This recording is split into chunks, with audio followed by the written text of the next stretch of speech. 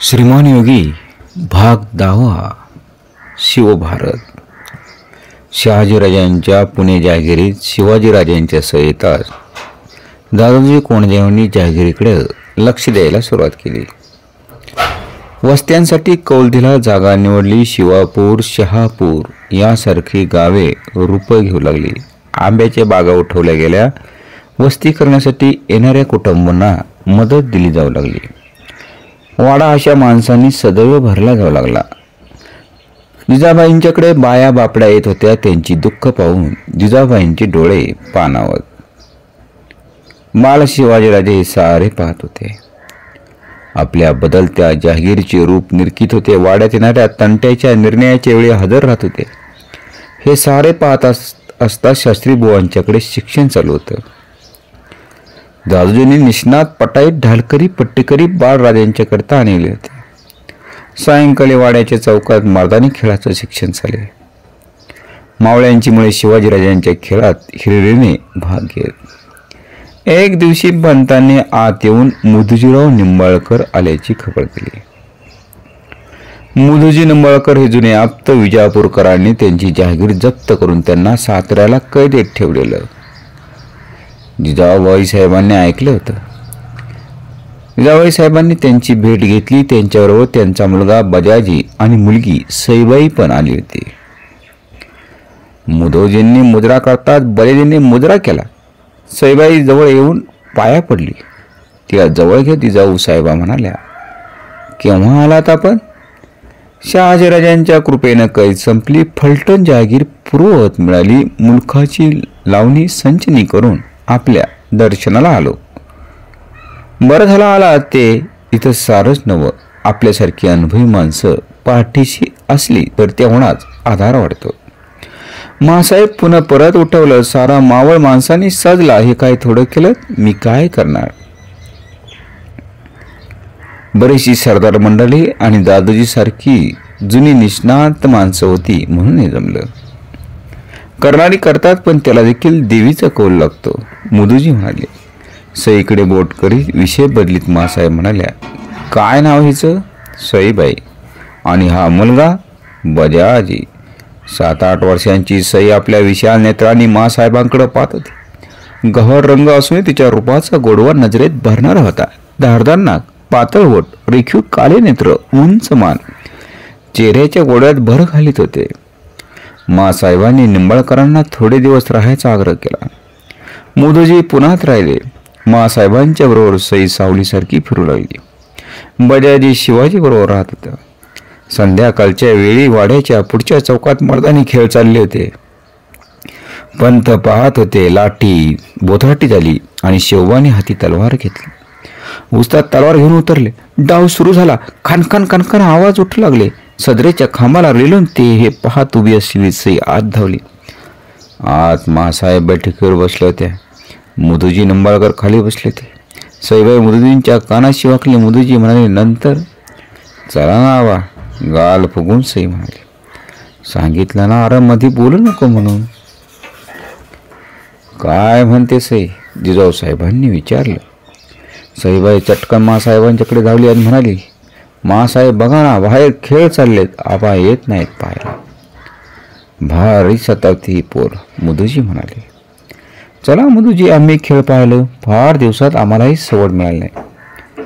मासाहेब उठल्या. मुधोजींना उठावेच लागले. मासाहेबांचा हात धरून सई बाहेर आली. मासाहेबांना पाहून दादोजी उठले. सदरची मंडळी मुजरा करून बाजूला झाली. मासाहेब बैठकीवर बसले. दादोजी मुधोजी आदबीने बाजूला बसले. चौकात 4 जोड्या तलवार खेळत होत्या. उस्तादाने मुजरा करताच मासाहेबांनी विचारलं, नानू उस्ताद, आमच्या बाळराजांना नवीन काय शिकवलं का? नानू म्हातारा होता तरी वाळल्या हाडात ते सुद्धा तो म्हणाला, मासाहेब धावतोच की आता. नानूने सूचना केला. चौक मोकळा झाला. नानू म्हणाला, राजा लाठी घ्या. लाठी घेतली. राजाने लाठी फिरवायला सुरुवात केली. साधी बगली चक्री सारे प्रकार करून दाखवले आणि चक्री लाठीच्या वेळी तर लाठीची गुणगुण ऐकू येत होती. 3 हात होताच नानूने काठी उचलली. राजांच्या समोर जात म्हणाला, बेतानं हो राजे, नाहीतर मागच्यासारखा बावळा निकळून ठेवशिला. सारे हसले. नमन करून हातावर थुंकून नानूने काठी उचलली. बाळराजांनी त्यांचे अनुकरण केले. राजे करा मोहरा. राजांनी काठी उचलली. लाठीचे वार होत होते. ते वार नानू काठीवर झेलत होता. माग सरकत होता. खाट खाट आवाज उठत होते. सारे कौतुकाने पाहत होते. मध्येच नानू ओरडला, राजे सांभाळा. नानूने मोहरा केला. नानूने घाव राजे काठीवर झेलीत होते.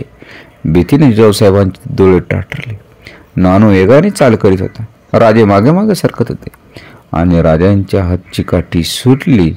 नानूने मासाहेबांच्याकडे पाहिले. निश्वास सोडून मासाहेब म्हणाले, नानू, अरे बेतान, पोराबरोबर खेळतोस तू, ते विसरलास वाटतं. नाही मासाहेब, या खेळात लहान मोठं कुठलं, जेव्हा आधी साधल त्याचा डाव. अजून राजाचा हात बलकट झाला नाही म्हणून काठी सुटली, असंच शिकायचं. त्याच वेळी केळीचे मोने आणले गेले. चौकात खुटीवर केळं उभी केली आणि राजांच्या हाती विटा दिल्या. राजांच्या उंचीपेक्षा विटा 1.5 हात उंच होता. फाळाखाली चांदीचे कडे खुळखुळत होते. कड्याखाली भला थोरला गोंडा होता. विट्याच्या टोकाला रेशमी काढणी होती. राजांनी केळीपासून दूर जायला सुरुवात केली. दुसऱ्या टोकाला ते गेले. काढणी हाताला गुंडळून पवित्रा घेऊन उभी राहिले. नानू ओरडला, राजच चला करा. मस्ताला उड्यात टाकीत राजच झेपावलं. केळीपासून 8 हातावर राजे आले आणि एक बळाने त्यांनी विटा फेकल्या. सरसटच विटा सुटला आणि हातावरच्या केळीत भस्कन घुसला. उडवत त्या क्षणी विटा माघारी राजांच्या हाती आला. न राहून मुदजी ओरडले, वा राज. सईबाई मासाहेबांच्या जवळ बसून सारं कौतुकानं पाहत होते. चौकातून केळं हरवून चौकात दुसरे 2 मोने आणले गेले. मासाहेबांच्या बटीकोट समोर दोन्ही मोने 8 हातांच्या अंतरावर समांतर लावले. शिवाजी राजांनी दोन्ही हातात पट्टे चढवले. चौकात येऊन त्यांनी पट्ट्याचा पवित्र घेतला. बाळ शिवाजी करारी मुद्रेने खेळ खेळत होते, तरी त्यांच्या ओठावरचे स्मित दडत नव्हतं. आपल्या तीक्ष्ण नजरेने त्यांनी सदर निरखले. हाताचा अंदाज घेतला.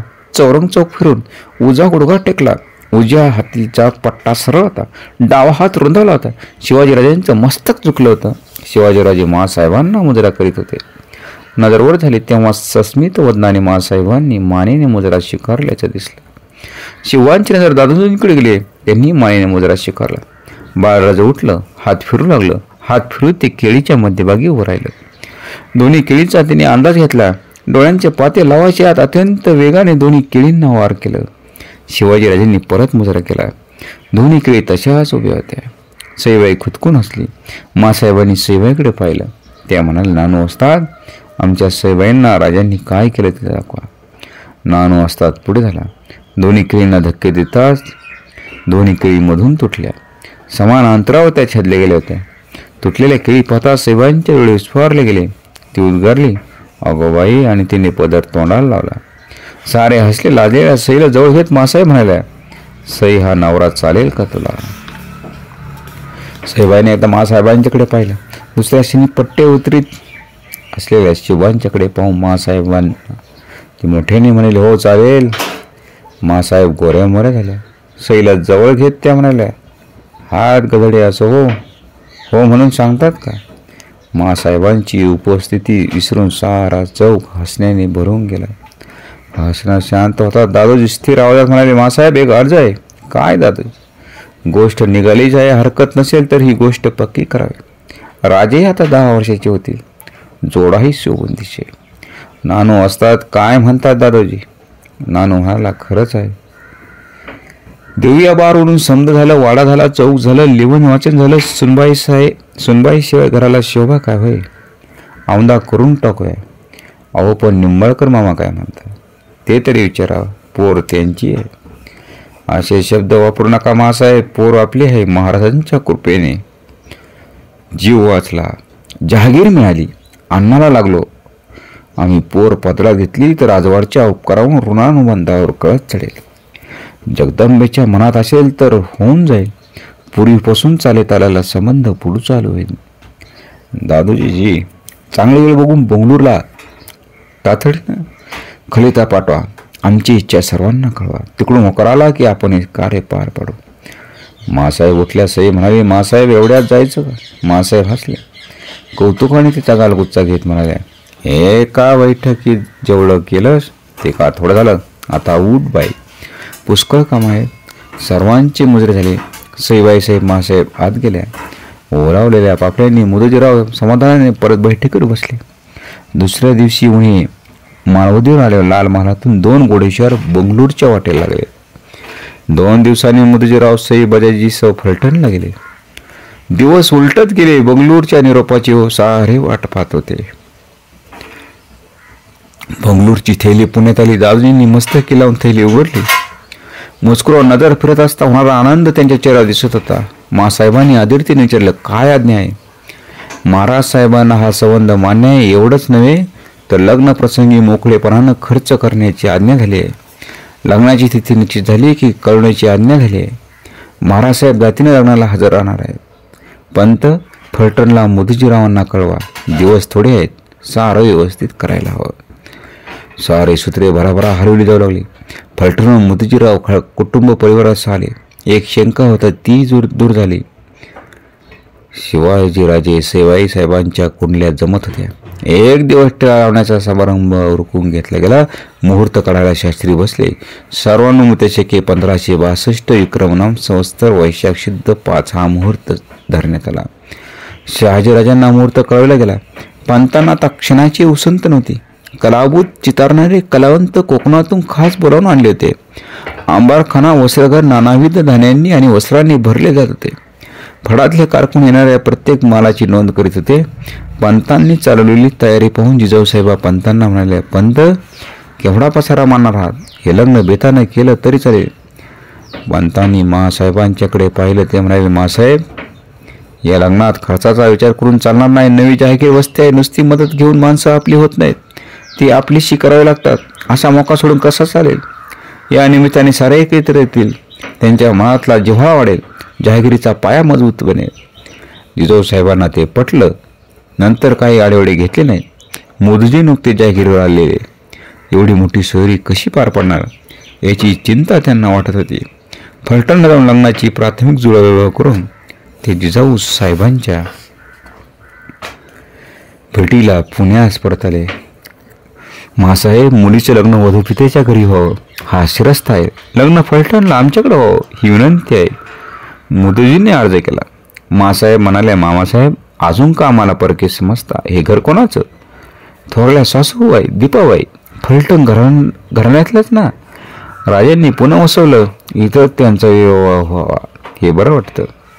जशी आज्ञा. पण मासाहेब राग होणार नसेल तर आणखीन एक विचारावं असं वाटतं. काय?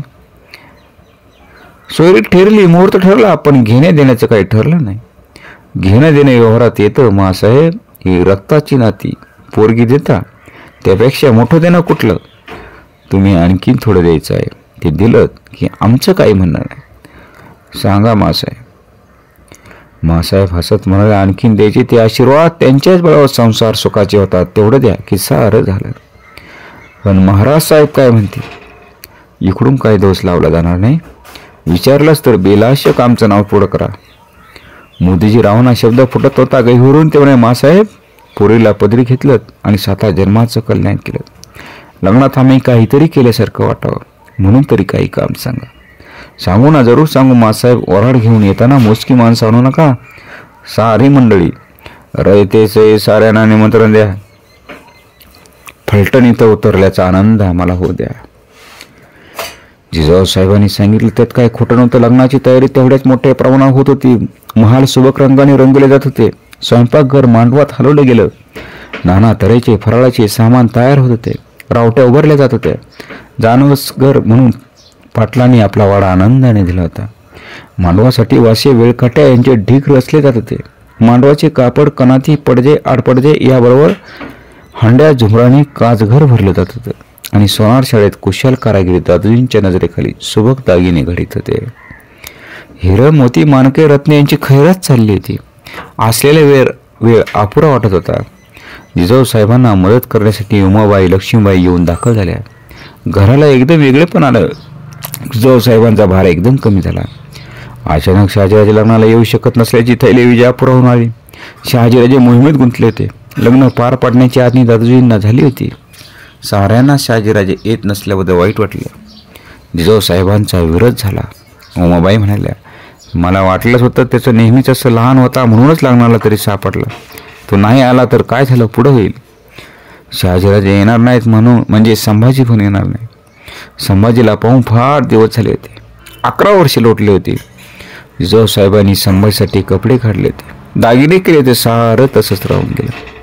मनातलं हे शैल्य तसेच दाबून ठेवून जिजाऊसाहेबा परत लग्न घाईत मिसळले. 5ही देवांना कोल लावून मुहूर्त मिळवली गेली. साऱ्या ठिकाणचे मांडव सजू लागले, खांब उभे राहिले, काठ्या आच्यातल्या गेल्या, छत चढलं, पडदा आडपडदा वाऱ्यावर झुजू लागलं. मुदजीरावांचं वऱ्हाड वाजत गाजत पुण्यात प्रवेश करत आलं आणि खेड वाऱ्यातून बैलगाड्यांची री पुण्याच्या वाटेला लागली. सारं घरचं होतं, मागं कोण राहणार? बैलगाड्यांनी घोड्यांच्या टापाने पुन्हा गजबजून गेलं. निवाऱ्याच्या जागा संपल्या आणि माणसांनी गाडी तळावच गाडीचा आसरा केला. रोज 1000 पानं उठत होते. लक्ष्मीबाई उसंत न घेता वावरत होत्या. जिजाऊसाहेबा त्यांना काही म्हणाल्याच तर त्या म्हणालात, तुम्ही विसावा घ्या, काही आमच्याकडून राहिलं तर सांगा. मुहूर्ताचा दिवस उठला. लालमालाचे आवार माणसांनी फुलून गेलं. मंगलाष्टकाचे आवाज उठले आणि गोरज मुहूर्त आशीर्वादासाठी हजारो हातांनी वधूवरांच्या वर अक्षता फेकली. वाद्यांचा गजर झाला. मांडवातून शिवाजीराजे वाड्यात आले. जरी टोप शिरी होता, कपाळी गंध होते, अंगात जरी बुटीचा अंगरखा होता, कमरेला तलवार लटकत होती. पाठीमागे सैबाई चालत होती. दोघेही नानाविध अलंकाराने अलंकृत होते. दोघांच्या शालींना मारलेले गाठ दोघांच्या मध्ये हिंदोळे घेत होती. शिवाजीराजे आत आले. दोघे उमाबाईंच्या पाया पडली. उमाबाईंनी दोघांहून ओळून कानशिला बोट मोडली. मोहरांचा सत्कार पडला. जिजाऊसाहेबांनी आशीर्वाद घेत दोघे सदर सोप्यात आले. राजांनी दादोजींच्या पायावर डोकं टेकवलं. दादोजी घाबरले. सारा अंग कापत होते. काही न बोलता त्यांनी शिवबांना कवटाळलं. वाळातीची तयारी दोघांनी सजवलेला देखणा घोडा समोर आला. सैबाई साहेब म्हणाले, मी घोड्यावर बसणार, तुमच्याकरता आणलाय हा घोडा. मला दुसरा घोडा पाहिजे, मला घोड्यावर बसता येतं की? सारे थक्क झाले. कोणालाच हसवावर येणार. जिजाऊसाहेब म्हणाला, ही काय रपट आहे काय? वरात आहे, हवं तर नंतर दुसरा घोडा देईन तुला. वरात चालू झाली. शेकडो पलतींच्या उजेडात वरात जात होती. पुढे दादोजी, मुदोजी, हनुमंते, शास्त्री, कुरडे मंडळी चालत होती. त्यांच्यापुढे दांडपट्टा, लेझीम, तलवार खेळली जात होती. पुढे वाजंत्र्याचे ताफे लागले होते. मुंगीच्या पोराने वरात पुढे सरकत होती. होणाऱ्या बारांनी सई दचकून जागी होत होती. पेंगत होती. झोप येऊ नये म्हणून शिवांच्या डोळ्यांना पाणी लावले जात होते. जोगेश्वरून वरात माघेरी वाड्यात पाहायला पहाट झाली.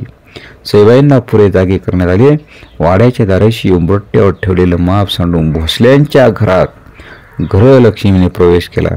दाराच्या धान्य विखुरलं गेलं आणि भव्य आणि दिव्य सोहळा, लग्न सोहळा. छत्रपती शिवरायांचं पहिलं लग्न सईबाईंच्या संग झालं. फलटणच्या ह्या सईबाई साहेबा. असा हा सोहळा झाला पुण्यनगरीमध्ये.